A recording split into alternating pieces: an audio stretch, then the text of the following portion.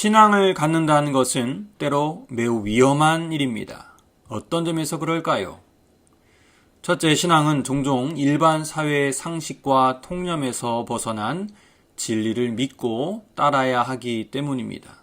이 과정에서 자연스럽게 비신앙인들에게 비난받을 수 있습니다. 둘째, 신앙이 위험한 이유는 믿음의 이름으로 자신의 주관적인 정치 이념 또는 사상을 절대화할 수 있기 때문이죠. 인류 역사에서 종교 전쟁이 많았던 이유가 바로 이것 때문입니다. 오늘 본문만 따로 떼어보면 예수님은 흡사 분열과 폭력을 조장하는 분으로 보입니다. 심지어 신앙의 이름으로 가족 간의 불화를 어쩔 수 없는 일로 받아들이는 분으로 여겨지기도 합니다. 함께 34절에서 36절을 보겠습니다. 내가 세상에 화평을 주러 온 줄로 생각하지 말라. 화평이 아니요 검을 주러 왔노라.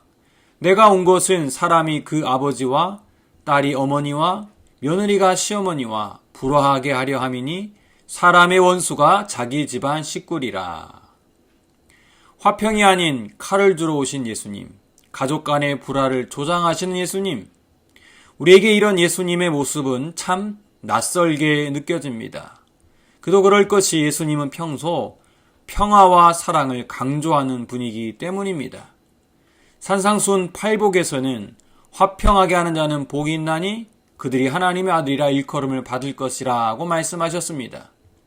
멀리 갈 것도 없이 오늘 본문과 같은 장인 10장 11절 12절에서 예수님은 제자들에게 전도 여행 중 그들을 집으로 영접한 이들에게 평안을 빌어주라고 말씀하셨습니다. 그런데 갑자기 오늘 본문에서 예수님은 정반대 말씀을 하고 계십니다. 예수님 여기서 그치지 않습니다. 37절을 보십시오. 아버지나 어머니를 나보다 더 사랑하는 자는 내게 합당하지 아니하고 아들이나 딸을 나보다 더 사랑하는 자도 내게 합당하지 아니하며. 이제 예수님은 노골적으로 부모보다 자녀보다 나를 더 사랑해야 한다라고 말씀하십니다. 많은 사이비 이단들은 이런 성경 구절만 뽑아서 자 봐라, 가족보다 예수님을 더 사랑해야 해. 신앙생활 열심히 하다 보면 가족한테 핍박받는 것은 자연스러운 거야 라고 가르칩니다. 일종의 세뇌 교육을 하는 것이지요. 이러면서 자신들의 교리를 내세우고 지나친 종교 행위에 집착하게 합니다. 종교 외의 일상생활을 소홀히 하게 하여 심지어 가족 또는 친구와의 관계도 끊어지게 만듭니다. 하지만 예수님의 의도는 전혀 이렇지 않습니다. 오늘 본문의 뜻을 바르게 이해하기 위해서 마태복음 10장 전체 맥락을 살펴봐야 합니다. 흔히 마태복음 10장은 예수님의 제자 파송 설교라고 합니다. 대략적인 내용이 이렇습니다. 1절에서 4절은 예수님께서 12제자를 부르시는 장면입니다. 그리고 5절에서 15절은 그들에게 누구를 전도해야 할지, 무엇을 전파해야 할지, 복음을 거부하는 자들에게 어떤 태도를 취해야 할지 등의 내용을 담고 있습니다.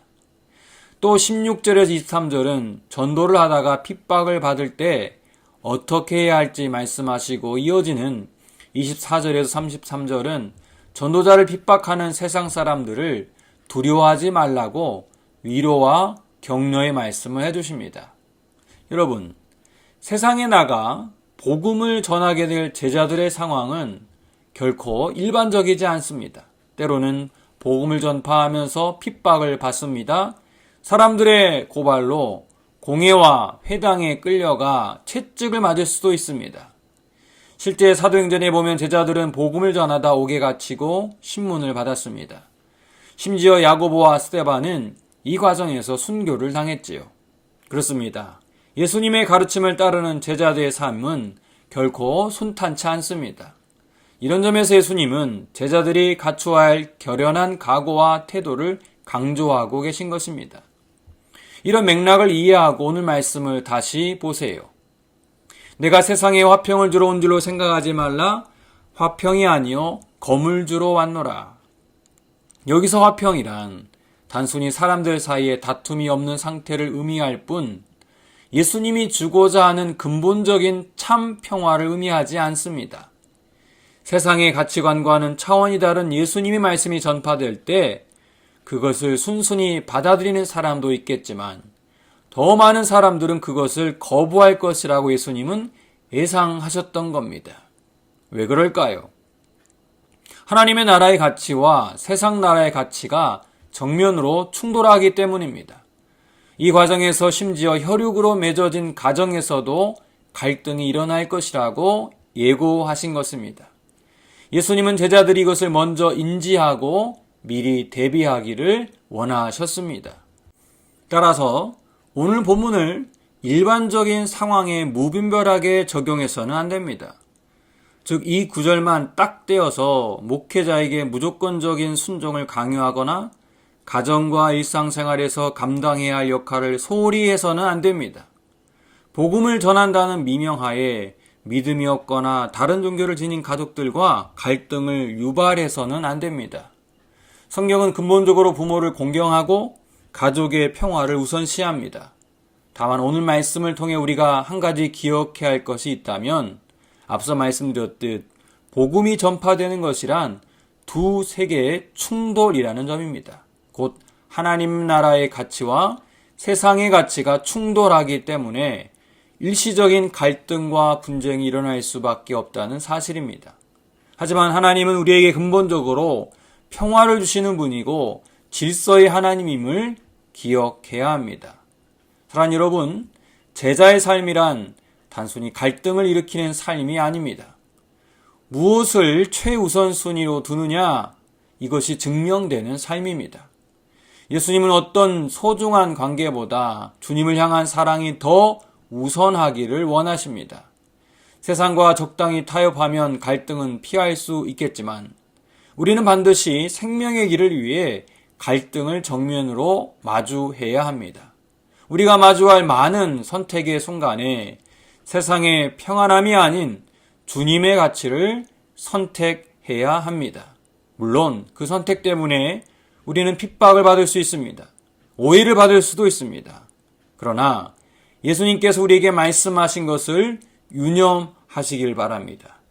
자기 목숨을 잃는 자는 얻을 것이고 작은 자 하나에게 냉수 한 그릇 대접하는 사람은 결코 상을 잃지 않을 것이다. 아멘. 기도하겠습니다. 하나님, 이 아침에 귀한 말씀 주시니 감사합니다.